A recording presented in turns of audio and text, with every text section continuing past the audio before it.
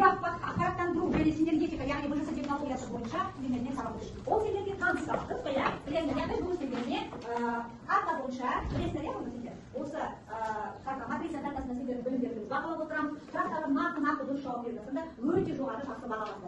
Одан кейін сендерге бұл сабақ бізде 5 кезеңнен тұрады, оны білеміз, балалар. Бірінші кезең, екінші кезең, үшінші кезең, төртінші кезең. Яғни бірінші кезең ол қарама-қарсы сұрақтар, екінші кезең ол тірек сөздерге жауап берулер керек. Одан кейін үшінші кезең қиылысқан сұрақтар, төртінші кезең сыни сұрақтар, бесінші біз білеміз мәтін жазуды. Дұрыс па? Бізде қазір қанша бала отыр балалар? 25 бала. 25 баланың 14 баласы осында болса, жақсы нәтижеге жетсе, әрине біз жетістікке жетеміз. Қанша пайызға жетеміз сонда?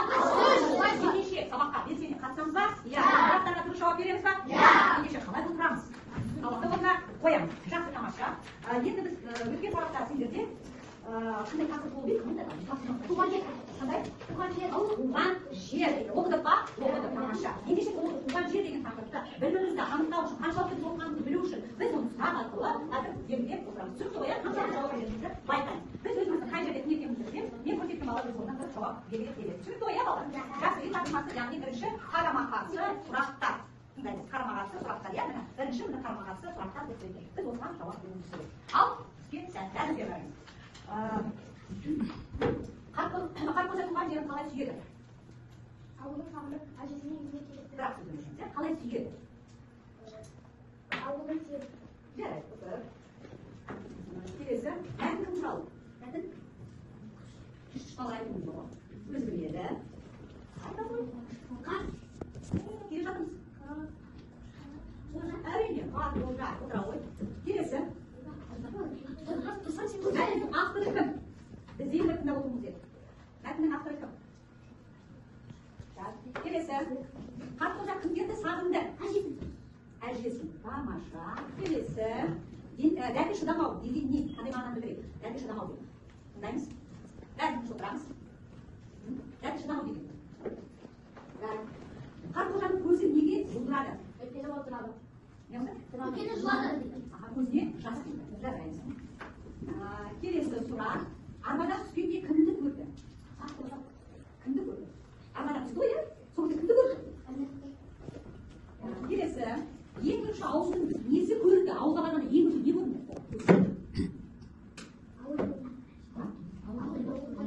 Ауылды, яғни оларына келсек және көресі көрінді. Кіріп баратқан кезде ауылдың көресі. Жарайды, келсең жақсы.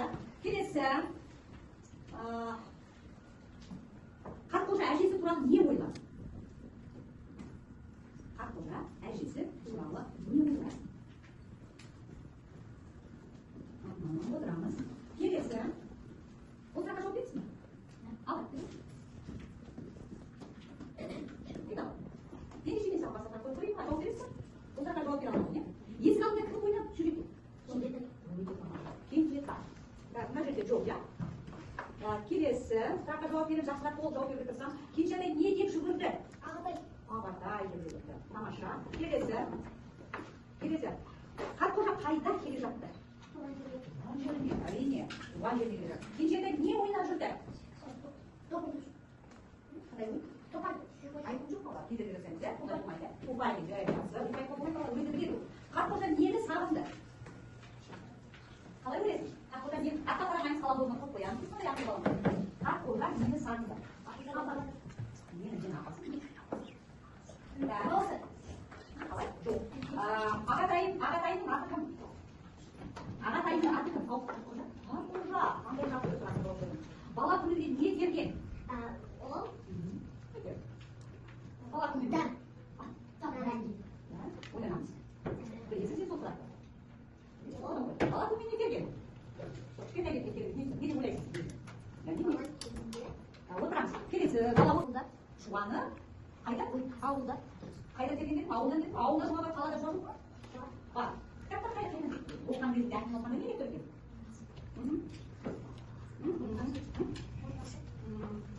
Осы қайда өтеміз? Жуан қайда деген? Қаладан. Ауыл. Енді әрине бара берді, бірақ соның аты бар өзінің. Атымен атасам деп келген. Келесі, бала күнде нені таба алмайды? Енді соға жаққа қалдық. Ой, әрине бұзауды іздейміз. Ой, ағалар бұзау кетеді. Жақсы. Келесі, бұзауды таба алмайды не істеген? Таба алмайды не істеген? Әрине ол бұзау қалды. Шашасында ғой сендерді бұзауды іздейміз деп, шашасында ғой сендерді қаласында ғой. Бар ма мұндай әдет? Сол еді. Ары қарай. Мәтін не туралы? Айтпайды, жан-жаққа қарамайды. Әрине, туған жер, сағыныш туралы не? Жақсы отырады. Ауылында кімдер бар екен? Ауылында кімдер бар екен? Әжесі, баласы, Көзіне не келді? Көзіне не келді? Сол кезде әрине жас, жылағандай болып қалды, иә? Ол ауылға немен келді? ауылға Машинама, ойланама, соға жақын, машина көліктің бір түрі. Қандай көліктің білесіз? Айтпаймыз, біздің шылдырамыз қалып болған оқпаймыз, иә? Сондай жақсы болғаныз ау? Әрине, бірақ жауап берейік алдыңыз, иә балалар? Ал деген? Мен дейді. Жақсы, бала сонда бала біздің сұраққа жауап берген. Бәрін айтып қоя. 16 сұраққа жауап берді. Пайызға жеттік па? Өте жақсы, жарайсыңдар бізде балалар. Қандай күшті сұрақтарға жауап берді. Жақсы оқығандардың көрініп сіздерді. Жақсы оқып, жаңа сұрақтарға толықтай жақсы жауап бергендері көрініп өте. Жақсы балалар. Енді біздің екінші ары қарай бүгін біз сендерге балалар жаңа сабақ өтеміз. Бұл сабағымыздың оқулығымызда ашамыз. Оқулығымызда бізде қызықты балалық шақ, балалық шаққа саяхат етіп бар ма балалар? Қазір сендердің балалық шақтарың ба балалар? Иә. Балалық шақта сендер өзі жазғы каникулға шыққан кезде қыдырасыңдар ма? Иә. Оның өзі қызық па? Иә. Ауылға барасыңдар жаңағыдай, тұрасыңдар, иә, ойнайсыңдар. Ол сенің не балалар? Балалық шақ. Кейін сен үлкен болғанда сен айтасың, иә достар, мен ауылға кішкентай кезінде балалық шағымда ауылға барғам. Ой, баққан, бұзау, баққан деген сияқты өздеріңнің сол кездегі өткен кішкентай ғана тарихтарыңызды сендер қайтесіңдер, өлкеңізге қайтесіңдер, айтып өтесіңдер.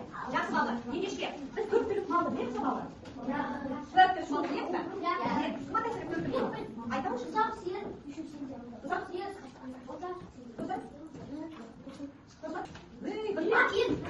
үйге, өрске тамаша, балалар бер қарай, тез сүйген.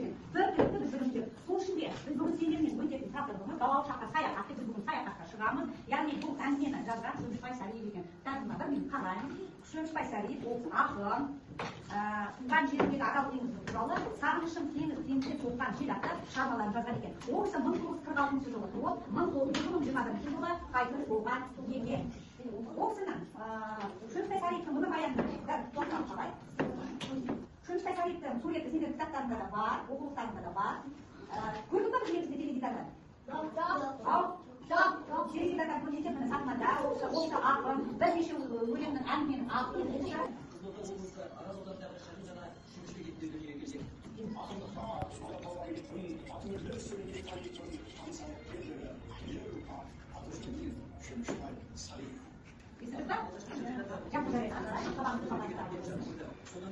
сабағымыздан жалғастыра береміз. Яғни Шөмішбай Сәриев ол кісі бізге әлбетте бұл сабағымызға бізге балалық шақ саяхат деген әңгімені береді. Ендеше екатерина балалар осы тәртіпте оқып берейік тыңдап отырамыз. Есімізге сақтап, қалам орнына қойып қойып, мұғалімді тыңдаймыз. Ал отырып па? Бер қараңдар. Балалық шаққа саяхат. Әрине, ол әр адамның өзінің балалық шағы болады, иә? Сендердің қазірдің балалық шақтарын өтіп жатыр. Осының өзі керемет болады. Сондықтан тыңдаймыз. Шіркін, балалық шақта күйде болған. Тыңдаймыз. Біздің ауыл құмға бай, денеге жұқпайтын әппақ шағыл құм. Онда адыраспан көп өседі. Балалар құм арасында адыраспанды паналап, жасырынып ойнайды. Құмда жүрексіз улы жыландардан еш қорықпаймыз. Улы жылан құмның астына кіріп, шығып жүреді. Ал судағы ол жоқ. Шақпайтын жыланды қолымызбен ұстап ойнаймыз.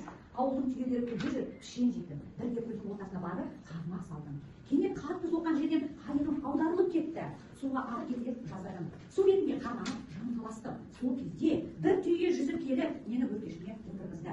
Жағаға алып шықты. Сонда түйенің адам баласына бауырмал жануар екеніне көзім жеткізді. Міне, менің балалық шағым қызықтарға толы көгілдір көлде өтті. Сол көлдің жағалауында, сол аралдарда кешірім жасады балалар. Сосын не дейді? Менің шіркін менің балалық шағымда не болмады дейді. Әр адамның өзінің балалық шағында әрбір жағдайда болады. Дұрыс па балалар? Сонда не дейді? Менің ауылым қандай жерде дейді? Құмды ауыл дейді. Денеге жұқпайтын әппақ құм дейді. Онда қандай шөп өседі дейді балалар? Адыраспан. Адыраспан шөбін білеміз ба? Балалар құм арасында адыраспанды паналап, тыңдайсыз. Паналап, жасырмай қойды. Яғни адыраспан шөптің арасында балалар не істейді екен? Ойнайды екен. Жақсы. Құмда жүретін улы жыландардан еш қорықпаймыз дейді. Қандай батыр балалар, иә қорықпаймыз дейді. Улы жылан құмның астына кіріп қайтып жүреді, құмның астына кіріп шығып жүреді. Ал судағы у жоқ, шатпайтын жыланда қолымызбен қайтып дейді. Ұзақ ойнайтын бізде не дейді батыр балалар? Ауылдың түйелері көлде жүріп шен жейтін дейді. Шын дейді. Бірде көлдің ортасына барып, не салды дейді? Арына салды дейді. Келген қатты соққан жерден қайығым қайтты дейді. Алла өте жақсы жазған екен. Өте жақсы бала кім? Қолға жүргінші. Ең көп жасқа. Қанша сөз? 31 сөз жазған балалар өте. Иә? 31 кеш. 31 сөз жазды. Кеш аты жөнді кім? 31 сөз жазды балалар. Қанша сөз жазды? Ойбай, екеуі де керемет. Міне балалар 31 сөз жазды. Өте тамаша жеңіп келеді. Жарқырайсың. Барлық қыры сондай